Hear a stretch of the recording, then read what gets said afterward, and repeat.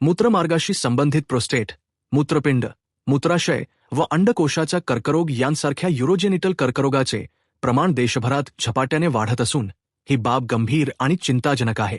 मात्र योग्य वेळी निदान झाले तर आधुनिक वैद्यकीय उपचारांच्या मदतीने या कर्करोगावर प्रभावीपणे नियंत्रण मिळवणे शक्य आहे. यासाठी व्यापक जनजागृती, नियमित आरोग्य तपासण्या आणि तज्ज्ञ डॉक्टरांचा सल्ला घेणे अत्यावश्यक असल्याचे मत आंतरराष्ट्रीय ख्यातीचे युरोलॉजिस्ट व युरोकुल हॉस्पिटलचे संस्थापक डॉक्टर संजय कुलकर्णी यांनी केले. भारतामध्ये एकूण 6,000 युरोलॉजिस्ट आहेत. त्यातले 3,000 युरोलॉजिस्ट आता गेल्या आठवड्यामध्ये इंदोरला ऑल इंडिया युरोलॉजी असोसिएशन मीटिंगला आले होते.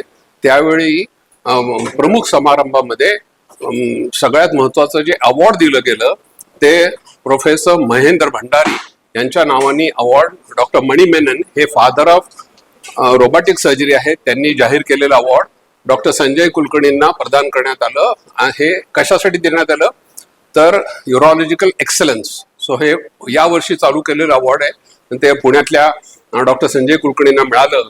ह्याच्याबद्दल आपण असे युरोलॉजी सोसायटी ऑफ इंडियाचे आभारी आहोत. याचा अर्थ आपण पुण्यामध्ये चांगलं काम करतोय याची ही पावती आपल्याला मिळालेली आहे. तर प्रोस्टेट कॅन्सरचे हे ते 60 वर्षानंतर व्हायचे चान्सेस खूप जास्ती असतात आणि जसं जसं वय वाढतं तसं तसं त्यांची इन्सिडेन्स रेट पण वाढतात. काळजीसाठी असं प्रोस्टेट कॅन्सरची स्पेसिफिक काही सिम्पटम नाही आहे, ठीक आहे. आणि त्याच्यामुळे सगळं पुरुषांना ब्लड टेस्ट करायचं बहुत गरज आहे. अवेअरनेस म्हणजे सगळ्यांना 60 वर्षानंतर एक रुटीन ब्लड चेकअप मध्ये एक सिरम PSA म्हणून नावाची टेस्ट पण करावं लागतं. सर्जनशील न्यूज.